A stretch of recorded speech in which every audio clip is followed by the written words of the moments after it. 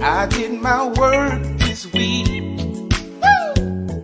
And baby, I just got paid. Gonna go buy me a fresh pair of Gators with some of this money that I made. Male waiters on the radio singing about the whiskey. I think I'll go by the stove to get me a bottle so I can be ready to get my groove on the dance floor.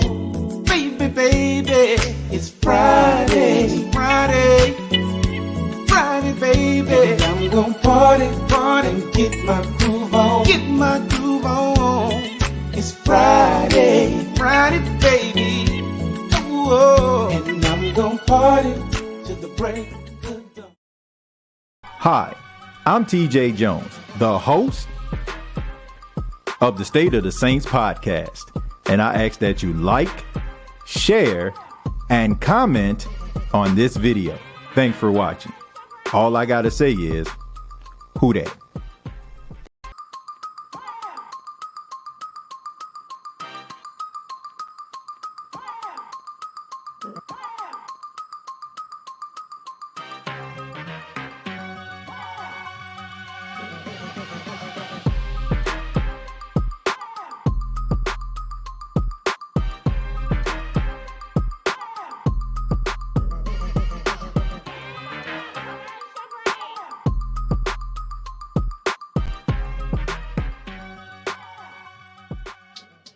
Hey, what's going on, Who Dat Nation? It is yours truly, TJ Jones. And yes, I am the host of the State of the Saints podcast. Thank you all so much for checking out the State of the Saints podcast, where we talk New Orleans Saints. Special shout out to everybody listening on this beautiful Friday afternoon. Shouts out to everybody that may be new, checking out the State of the Saints podcast for the first time. And as people file in, for those that have filed in, I ask that you hit the like button, let everybody know that you enjoy the State of the Saints podcast and all of its content. Today, we're going to be continuing our talk. This is part 2 of the NFL mock draft State of the Saints podcast edition of the show. If you didn't check out part 1, we talked a little bit about the first round and what I felt the New Orleans Saints needed to do with their first round pick. My suggestion was to draft Nolan Smith out of Georgia. And I even talked about the possibility of the New Orleans Saints having to move up and maybe to acquire a guy like Nolan Smith to be able to, add to the pass rush. I think that, I think I have to expound a little bit on that. I know some people were a little bit confused because of Nolan Smith's size, as of right now. But I'm actually looking at this guy, being able to gain a little bit more weight as far as, muscle and be able to, go toe to toe with some of those players. But in the meantime, he gives you all different types of athletic ability and skill that you need on the defensive line.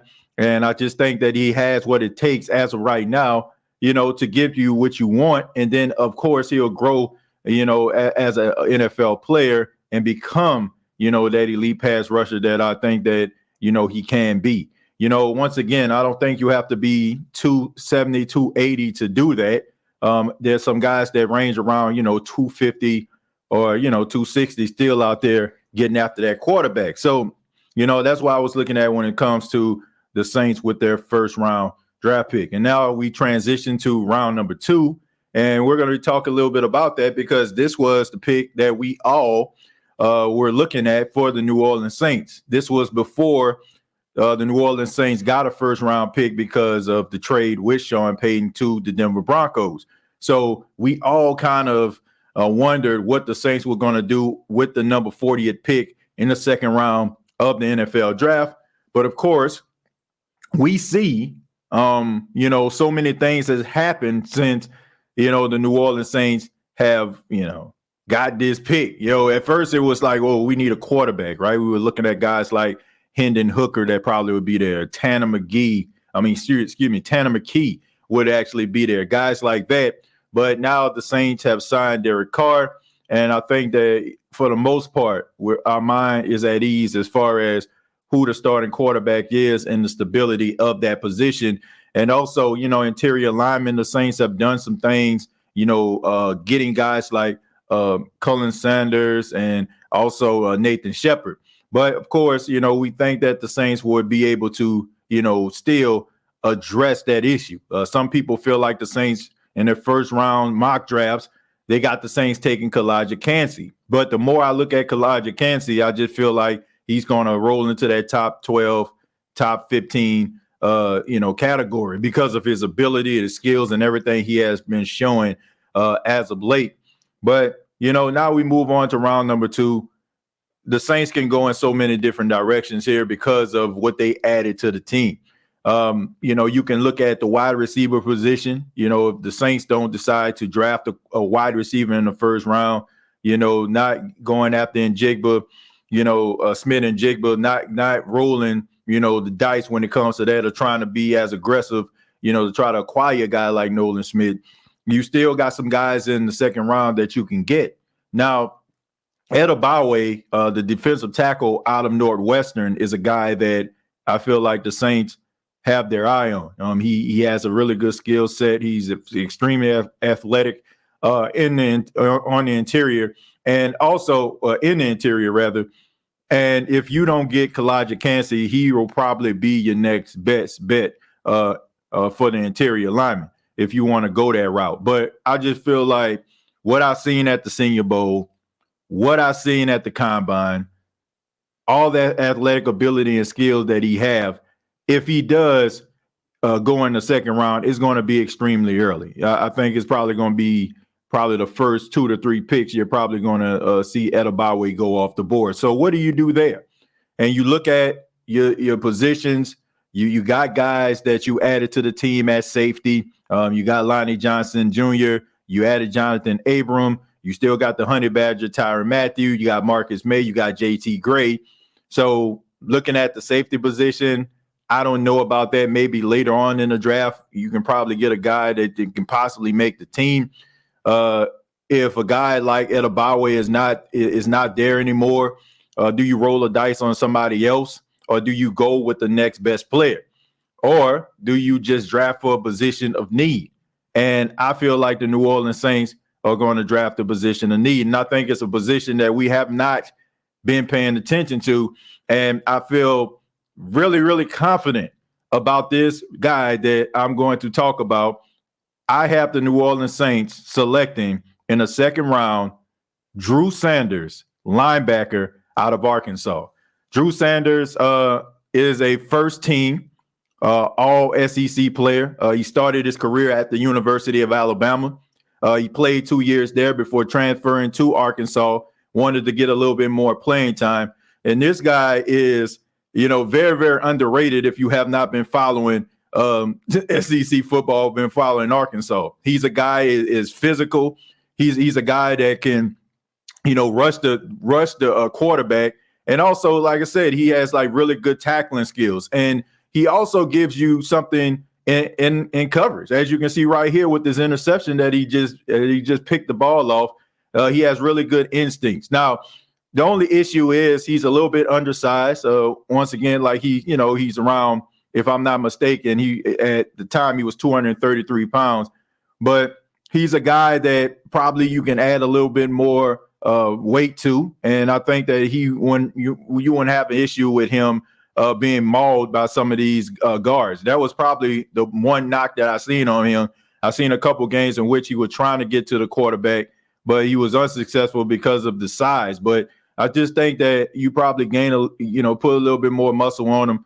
This guy flies around the field, man. I mean, look, this dude just completely just flies off the tape, because I was actually looking at Jahmyr Gibbs, and I couldn't help but to notice how this guy was playing in the game. And I just started to do a little bit more, research on the guy, and I just liked what I see. I think that he fits that mold of what the New Orleans Saints want in a linebacker. I think that he's that guy that, if you're looking for a guy to replace the production of a Caden Ellis and probably give you a little bit more, this is the guy that you probably want to look at, Drew Sanders. Drew Sanders, to me, is one of those guys who remind me of like Quay Walker, Tremaine Edmonds. He reminds me of those athletic linebackers like that. And I just think that he's always been good. It's just the fact that you go to Alabama and, I mean, you competing with other 5-star athletes, all right? And you kind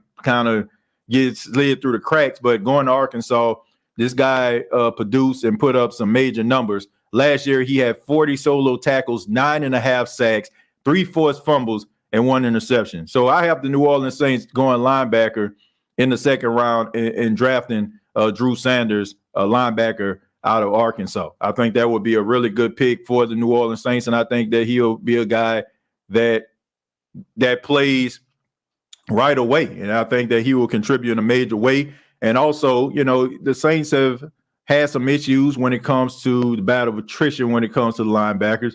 You know, we don't know what DeMarco Jackson is going to be out of Appalachian State. I mean, he had a really good, solid training camp in his rookie season, only for him to be put on IR due to injury. And we know that Pete Warner is a really good linebacker, but he has been dealing with injuries. And you also have to take into account that Mario Davis, who's still playing at a high level, is still getting up there in age. So you want to get some young linebackers around him in order for him to be able to do what he's doing. And also those other guys can be out there making plays as well. So that's my pick, second round, Drew Sanders out of Arkansas. Let me go ahead and read some of your comments, and then we'll just go from there. Let's see. Who that, TJ? You jamming that Mel Waiters. Them young bucks don't know about that. Now, that was Sir Charles Jones, man. He just mentioned Mel Waiters, but I am a fan of Mel Waiters. You know, I mean, we jam here on the show. Okay. Would be okay with Nolan Smith if he didn't have an injury history. Remember Turner and Davenport pre-draft injuries. Well, I don't think Brian. I don't think Nolan Smith has injury history. I just think that he got injured in college, which was unfortunate. But I mean, it's not a reoccurring thing.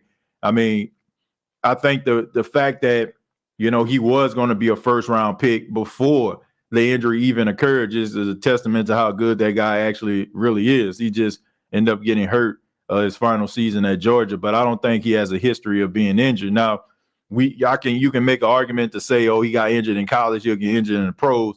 My question would be how consistently was he injured?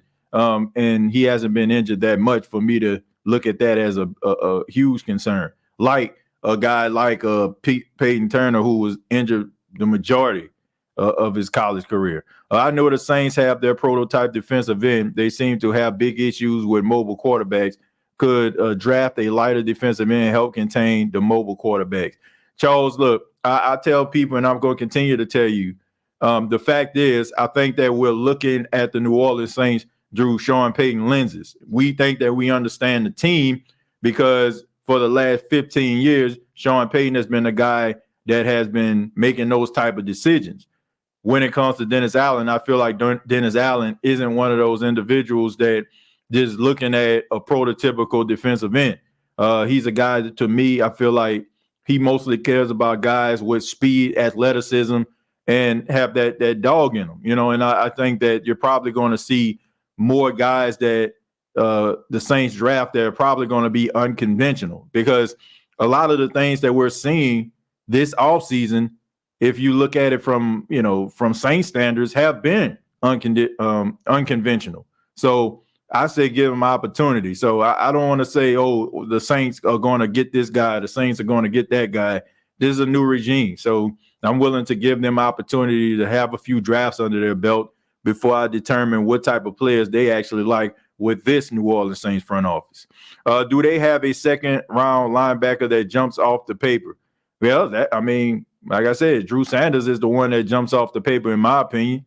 You know, I think that he's a guy that flies around the field, does some really big things, man. And I think that, you know, like I said, he will play right away. And I think that he will become a fan favorite the way that he plays the game of football very, very quickly. And I think that he would be a good, solid pick in the second round for the New Orleans Saints, a team that actually needs linebacker help. If you look at it, it's a little bit thin at the linebacker position since the exit of Kaden Ellis. So you want to be able to give somebody you want to be able to get somebody that can give you that type of production. To me, I feel like Drew Sanders can be better than Caden Ellis. Let's see. Mayers, tight end, Osiris, offensive guard, Campbell, linebacker, could be available at 40. Add in Sanders. I can't complain if they get any of those players. Yeah, I mean, look, they got some really good, solid guys out there.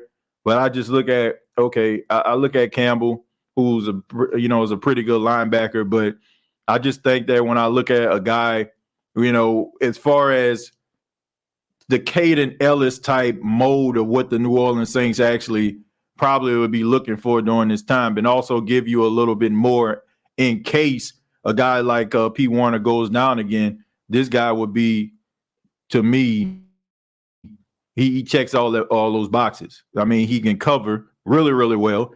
I think I want to say he graded maybe a 88. I mean, in coverage, which is pretty good for a linebacker.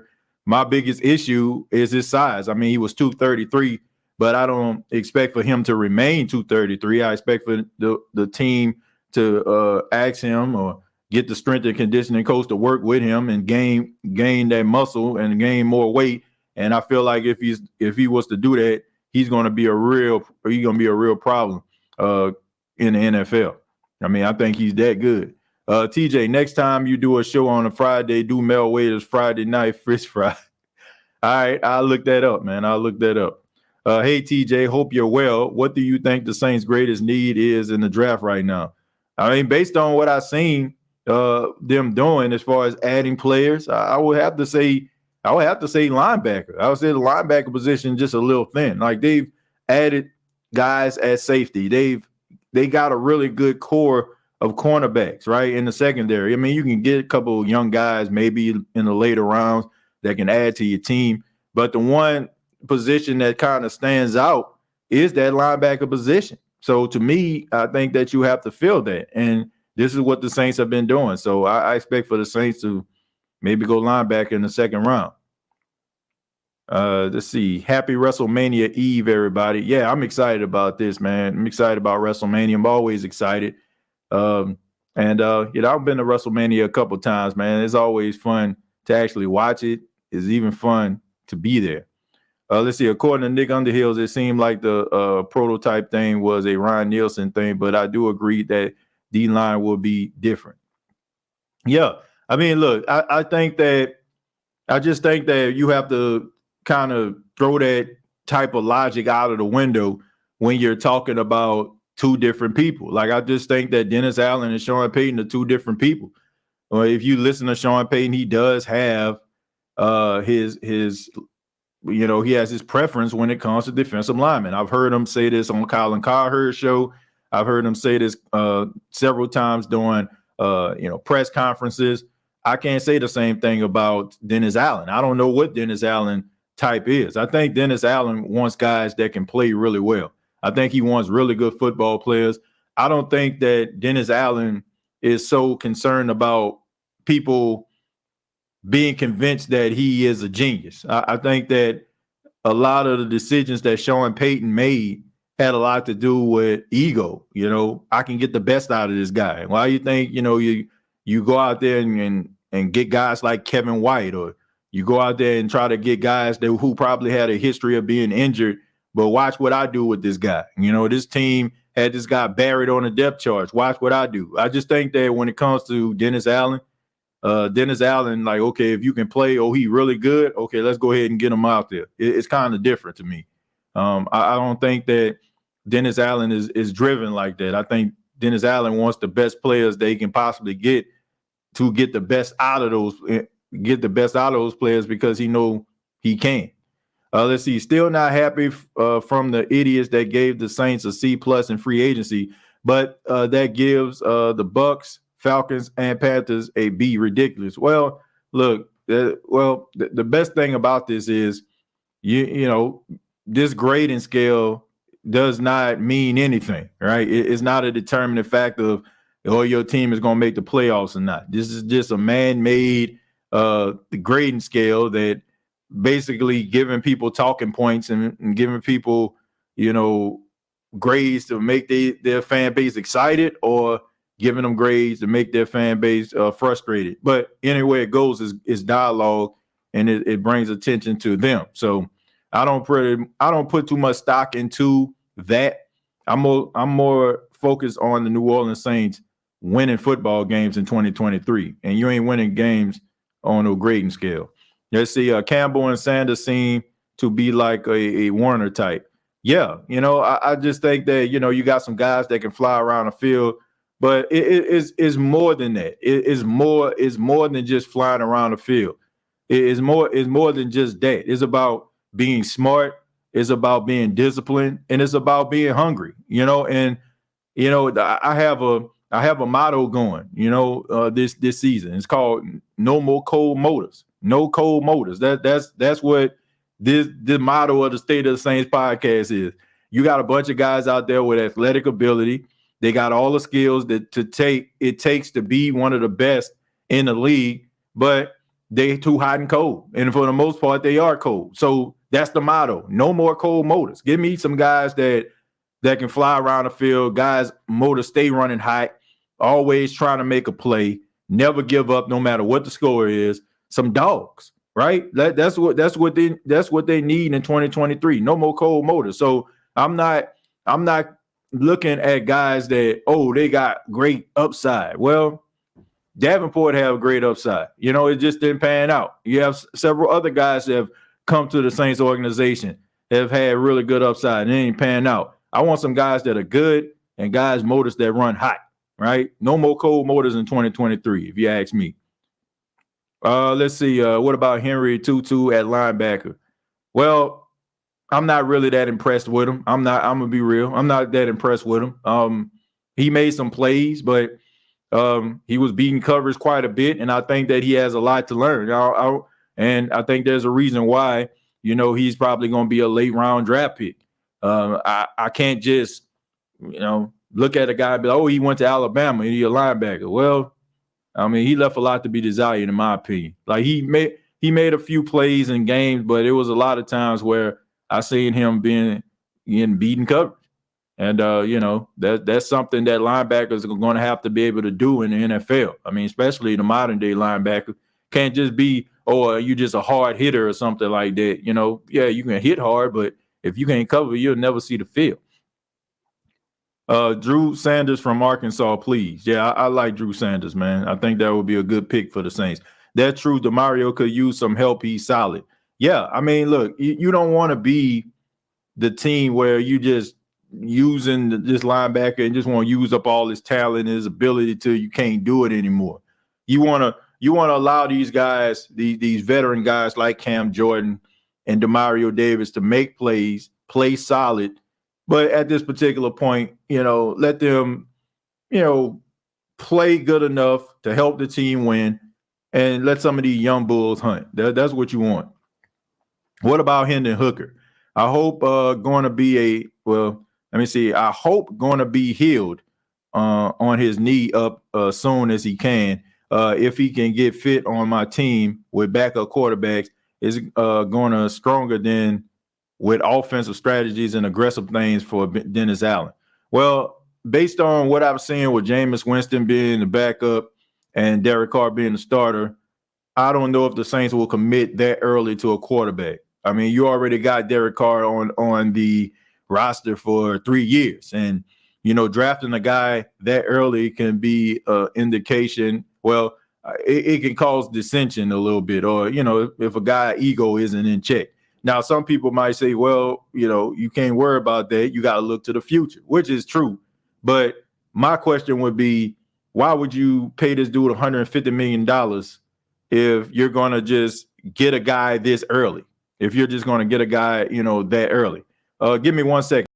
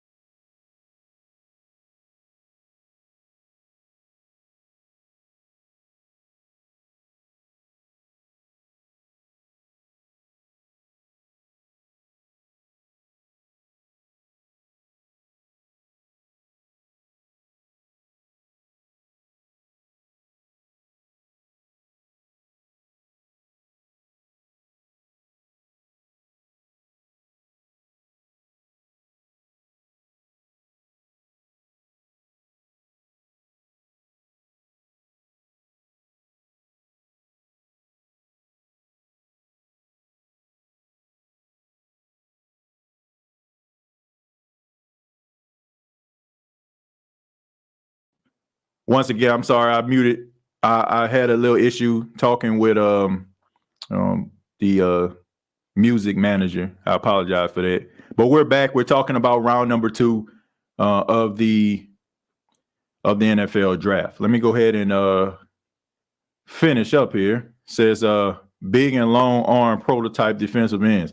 Ain't nothing wrong with that as long as these guys can get home. I'm not saying that there's not a place for them, but I don't think that just should be like the only quality. Oh, they big, they got a long wingspan, and they athletic a little bit. Okay. I mean, whatever. We need a true linebacker to replace Demario Davis. Ellis was a nobody until last season. Zach Bowen can hopefully take Ellis' spot, same type of player. Well, look, I'm not going to sit up here and just poo-poo on a guy and say he wasn't nothing. I mean, Caden Ellis always shows flashes, if you want to be honest. I just think that he has some issues with injury is one of the main reasons why, it probably took him a while for him to kind of, turn a corner. But I'm not going to sit up here and just say the dude was nothing. I think that he was necessary. I can remember him making plays. And I remember, I think we all remember that Tennessee Titan game where he hit Ryan Tannehill. They called a roughing the passer penalty. If they wouldn't have called that, then Marcus Williams would have, caught the interception in the back end zone. That probably would have shifted the way the game went. The Saints end up losing that game. And I think they end up losing, if the Saints would have, stole a possession from the Tennessee Titans, probably would have been a different story. So I don't, the way I look at it, I just look at it like, hey, like how many times have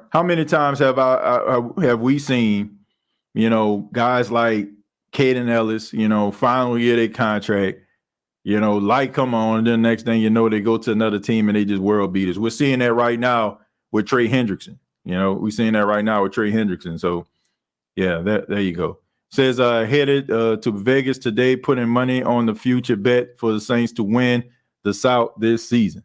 Well, that sounds pretty, that sounds pretty good. Hopefully, hopefully you make it big and, hope you're right about your prediction.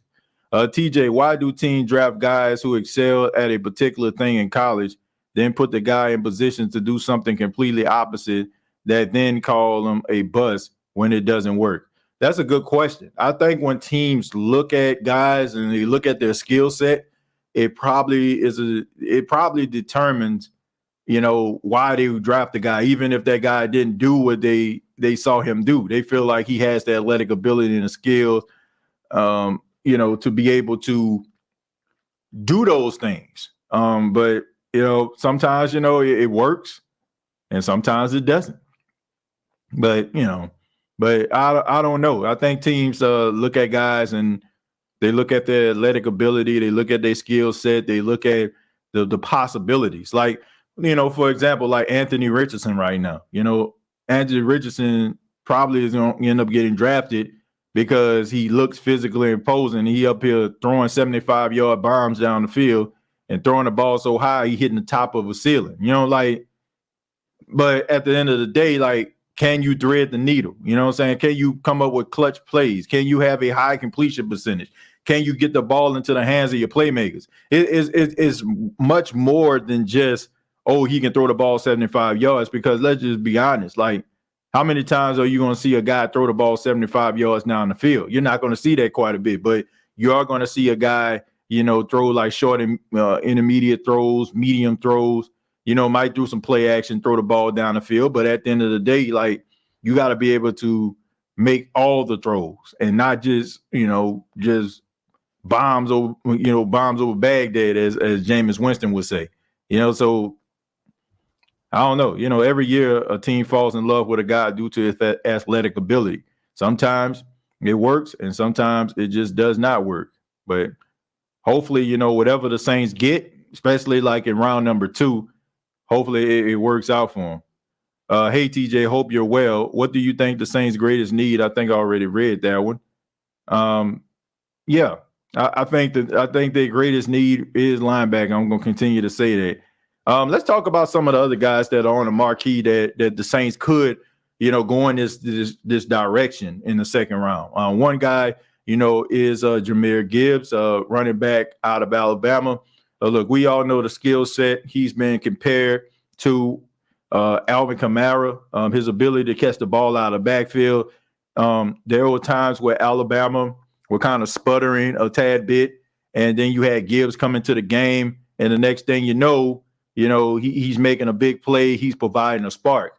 Now, it's something to keep an eye on. It's something to keep an eye on when it comes to Alvin Kamara in his court situation. You want to make sure that you have the right guys in the building in case something was to happen to Alvin Kamara. You want to make sure that you have a running back that can pick up that slack. Now, Jamal Williams, is a big physical runner. Now, he wants to change that narrative, but until he does, we just got to call it for what it is and what teams have been using him as, that battering ram running back. And, you definitely want to get somebody that can complement him.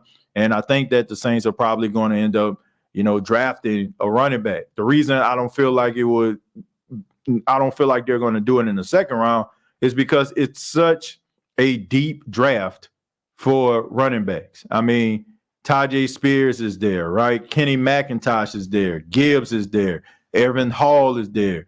I mean, you got so many different guys. I mean, is it B. John Robinson, who's probably going to be gone by the time, probably the mid 15 picks in the draft. So you got a bunch of really talented running backs that can do so many different things. So there's no reason to reach in the second round to get a guy like that, especially if you have a guy like Kamara who still has about 3 years left on his contract, and you have a guy like, Jamal Williams that's a good complimentary back, and you can get a guy later on in the draft that can fill that need that you feel like could be missing if something was to happen to Alvin Kamara. So Gibbs is a really good running back. Definitely would be my top running back who I would select in the second round based on his ability. But I don't see the New Orleans Saints reaching for a running back in the second round that early. I just don't.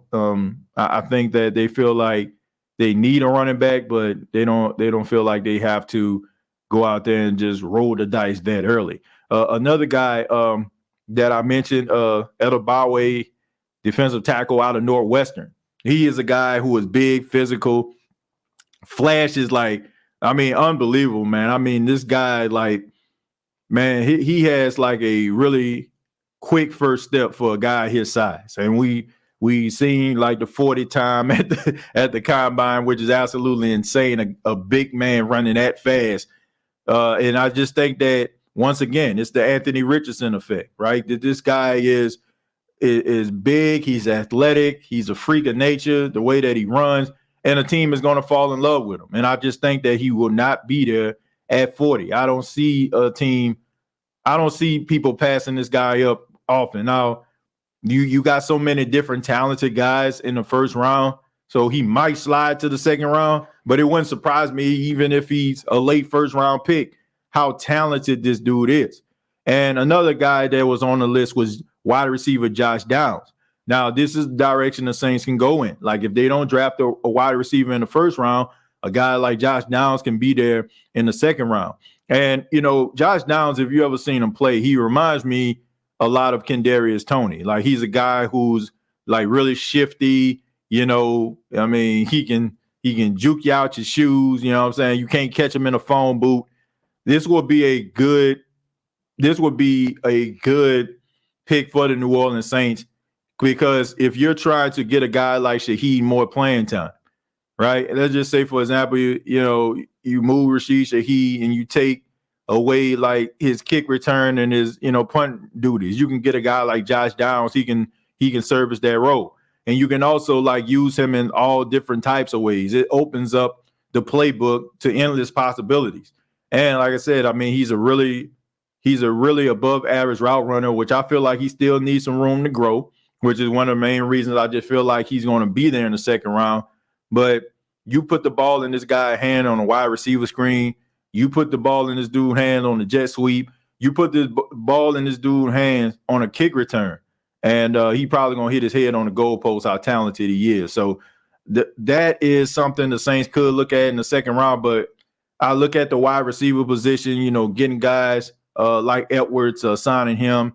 Michael Thomas is still there. Chris Olave, the advent of Rashid Shaheed, and you still got some other guys that are on the team right now. Even though I don't think the Saints are fully satisfied, I think that you still can get guys like in the third round, fourth round, that fit a certain role that for the New Orleans Saints. So that was the reason I decided to go with a position more of a need than a linebacker. But if they were to draft Gibbs, if they were to draft Downs, if they were to get Adebayo, that would be over the top, because all of those guys can contribute in a major way, right? But there's no need for you to reach for positions that you're okay with at this particular time. Like if the season was to start today, you got some guys that can be extremely productive.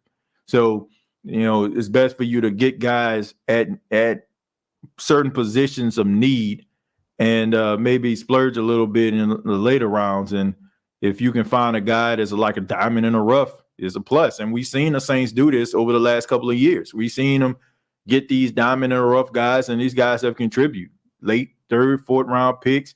We've seen it. DA already gave out clues that they're focused on D-line and O-line. Well, here's the reality. You can't always go by those clues, because I can tell you this. I remember a couple of years ago, the New Orleans Saints needed cornerbacks. We all thought they were going to get cornerbacks. Like, they about to get cornerback. They're getting cornerback.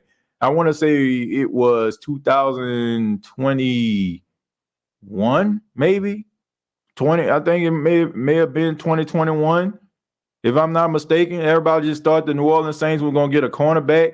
Everybody thought they was going to get Greg Newsome or Farley out of Virginia Tech. Like, everybody just thought that, because Sean Payton stood in front of the media at a golf tournament and said, "No, it's imperative that we get a cornerback." And everybody just thought we were going to get one. And the Saints didn't get a cornerback. So at the end of the day, we can't always say, okay, man, that's what they're going to do. They're going to draft that. They end up getting Peyton Turner. So, and we ain't even think about that. We were like, man, why are they going out here getting Peyton Turner when they need a cornerback? But they did. So we can't always like look at what they're saying and be like, man, that's what they're going to do. I mean, because if they're, and honestly, if he mentions that, they still got a first round pick. So maybe they will address that in the first round. Yo, TJ, what is up? Hope you and your viewers are well. Do you believe the Saints O-line is set for next year? Who is your starting five? If not, which position needs the upgrade? Thanks. Who that? Well, look, I think the Saints definitely need help on the offensive line. It's not so much about the guys that are on the offensive line aren't capable of doing their job. It's just history has shown us like these guys can't play together for a long period of time. Like, we go into the season thinking that our offensive line going to be all right, but it then turns out that, guys start to get hurt. I can't remember the last time I seen the Saints starting offensive line be together. And to answer your question about who I feel like it's going to be, if you're asking me, it's the usual suspects. You got Trevor Penny at the left tackle. You got Andrews Pete at guard. You got Eric McCoy at center. You got Cesar Ruiz at right guard. And then you got Ryan Ramczyk at right tackle. I think that's probably going to be your starters. You can always draft a guy, but I just feel like you're probably going to end up getting a guy maybe in one of those later rounds. One guy that I'm looking at, to be honest with you, is Mark Evans, if I'm not mistaken, out of Arkansas Pine Bluff. Like guy like that, might end up falling to the New Orleans Saints. It's one of those later rounds, and he can probably just kind of alternate until, who knows. Andrews Pete, this is the last year of his contract, so maybe the Saints might end up doing that. We seen that before, right? They end up drafting Cesar Ruiz, I think, and they got rid of Larry Warford, if I'm not mistaken. So, we seen guys, we think they were going to end up being the starters, and then the Saints end up drafting somebody and make another guy, make him, I guess, like susceptible of being released or susceptible of being traded. Peyton be reaching for players in the draft. Oh yeah, he definitely. If he in love with a player, he don't care. Like he don't care. He gonna draft him. One of the NFL ESPN analysts, Mock, had us taking BJ Ojulari out of in the first. Well, I mean, look, if you could get him out of out of LSU in the first round, that would be a plus. But we'll see. Like I said, I'm not going to say, oh, the Saints don't draft LSU players, because once again, I'm going to give them opportunity to prove otherwise, right? I mean, we didn't think that they wanted LSU players, but we had Tyrann Mathieu and Jarvis Landry on the team last year. So, I mean, history has a way of changing. Well, not history has a way of changing. The future has a way of changing. Johnson is a good late round at running back. We were talking about out of Texas, right? If I'm not mistaken, isn't he out of Texas? If I'm not mistaken, the big physical running back out of Texas. Yeah, I mean, yeah, if we're talking about the same guy, yeah, I think he's a good running back. TJ, did you see any O-line prospects at the Senior Bowl? I mean, you see quite a bit of them, man. I seen Torrance out there. Like for the most part at the Senior Bowl, I seen quite a bit of guys, that everybody has seen or has talked about. You know what I'm saying? Like there was this offensive lineman out of North Dakota State who I feel like it's probably going to end up being like a late round pick. He's a guy that stood out. Definitely stood out. Dude, like 6'7", 6'8". But for the most part, man, I seen like the same usual suspects. You know what I'm saying? I seen Parrot Johnson out there. I seen Osiris Torrance out there. I mean, all the offensive linemen that probably not going to be there. I seen out there. And I will say this: these defensive linemen that they had at the Senior Bowl, man, those offensive linemen were working them boys. Like I don't care. Like I ain't seen. I take that back. Edobawe stood out when it comes to his one-on-one matchups going up against the offensive linemen, but the rest of those guys were getting straight up pancaked out there. So those offensive line were on it, and it tells me that no matter what pick that you get and what round, you might find yourself a pretty decent offensive lineman. Already read that. The Saints need depth. I mean, all teams need depth if you want to be honest. I mean, you don't know how the season is going to pan out. Injuries always occur. Things happen, so you definitely need some depth. So that's why I feel like, if you draft the offensive lineman, nothing wrong with that. I mean, you definitely need some depth on the offensive line. So that would be something that I feel like the Saints may need to address, going forward. You got some guys out there that you end up picking up, due to free agency. But I think there's nothing like a young offensive lineman, a guy that can grow in your system and end up being pretty talented. Like Will Clapp was a guy, right? Will Clapp played on every position on the offensive line and then finally got himself paid for the Chargers, So, that's if the Saints can do that again, replicate that, I wouldn't have no issue with that. I think they need more veteran competition on the offensive line. They seem soft at the guard position. I think competition is always good no matter what position you play. But I do agree that, competition would probably be beneficial. I think that on the offensive line, you got guys that are mainstays and they're making a lot of money. Majority of the Saints money is on the offensive line, if you want to be honest. I mean, Eric McCoy got paid, Ryan Ramczyk got paid, Andrews Pete been paid, so good competition, would be well. But the thing about it is there's such a drop-off between the starter and the backup. So how can that backup push this guy to the absolute limit? I'm talking your starting offensive line. How can this guy push that person to the limit when your starter is probably leaps and bounds better? I mean, unless you one of the worst left tackles or right tackles or guards in the league, then maybe, they can push you. But for the most part, each one of these guys, like regardless if you like anybody on the offensive line or not, every last one of these guys on the Saints offensive line would be a starter for all 17 games, no matter what team they go to. That includes Andrews Pete for all the people out there that may not be Andrews Pete fans.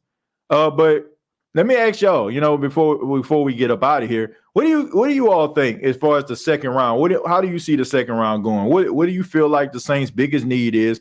Who's a player that stands out to you? Let me know.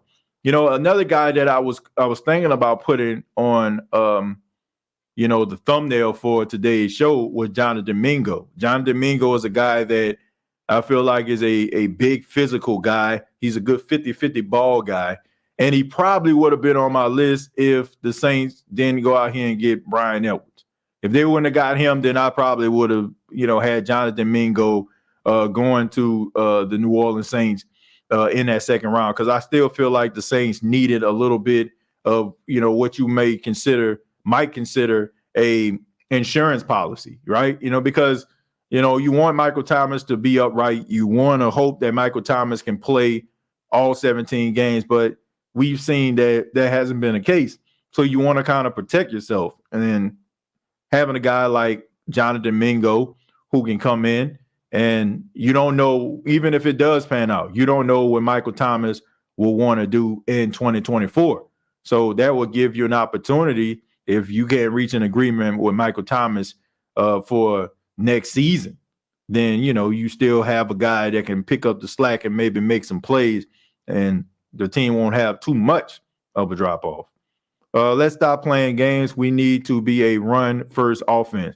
Well, that's not going to happen. Like, you don't go out there and pay that type of money to a guy like Derek Carr if you're just going to, hand the ball off all day, all night. Now, I feel like the Saints are probably going to try to run the football a little bit more in 2023, because most defensive coaches that you see, they want to inflict physicality on the opposition, right? You have offensive-minded coaches who are probably more finesse. They want to put the ball in the air, allow wide receivers to make their little pirouettes and do all this athletic stuff to get us all excited. But, when you look at a defensive-minded coach, they don't care about a phone booth game. Like, they don't care. Like, if the game ended 6-3, they wouldn't care, right? Because they want to be able to, impose their will defensively and make sure that the offense of the opposing team doesn't move the football. But, when an offensive-minded coach, they want to put up 40 points a game, right? And if the other team putting up, just as many points, they just want to go out there and counteract what they're doing. So, I just think there's different philosophies. So if they run a football next year, it's probably because, Dennis Allen probably wanted to do that more. I think the Saints need an injection of speed across the board. I agree with that. I think their defense was disciplined, good, but not as fast as you would want a defense to be. I think now you had some guys out there that was pretty fast, but I think that you needed to add a little bit more of speed, especially when it comes to the defensive line. I think somebody mentioned this before, and we've mentioned this on several occasions here on the show, that you when you went up against athletic running quarterbacks, it was hard for some of those ends to track those guys down. They were able to get around that corner. And also, they was able to run the ball up the middle and stuff like that at times as well. So maybe like some of these newer athletic defensive tackles that they have can be able to give them that spark, and maybe they can get back to being that team that don't allow 100-yard rushes more consistently. TJ, you think free agent guys like Leonard Floyd, Justin Houston, are they going to get signed before or after draft? What do you think about Ndakwe? Look, I think Ndakwe is pretty good. I think Ndakwe, I'm kind of nervous about him though, because he was a dog and a monster when when he was playing pretty much with empty pockets. Then when he started getting paid, I just felt like, I don't know, maybe the passion wasn't as much as it once was when you was just, making a bare minimum by NFL standards. So I don't know, man. Guys like Justin Houston, I'm not mad at that. I mean, he's still up there in age, but he's still out there making some noise. Leonard Floyd, I mean, still a decent linebacker / pass rusher. But I just think that at this particular point, I'll put it like this. If those guys are still out there and you haven't addressed like some of the needs that you have, maybe you couldn't find it in the draft, maybe you're not willing to like just overexert yourself or try to just take a fly on this guy, then yeah, I mean, that's what it's for. I think a lot of these guys who don't have teams right now probably going to end up making teams after the draft, because teams, what they do is they try to see if they can actually find that guy that can fill that void before they have to go out here and pay at least the veteran minimum. If you can get a guy that can give you some level of production and you don't have to overexert your finances, you're probably going to do it. But if you have no choice, then you're probably going to call in Dockway. You're probably going to call Justin Houston or Leonard Floyd. So that's just how it works. Your boy Traquan wants a new salary. Well, I mean, you probably going to have to find a new team to do that.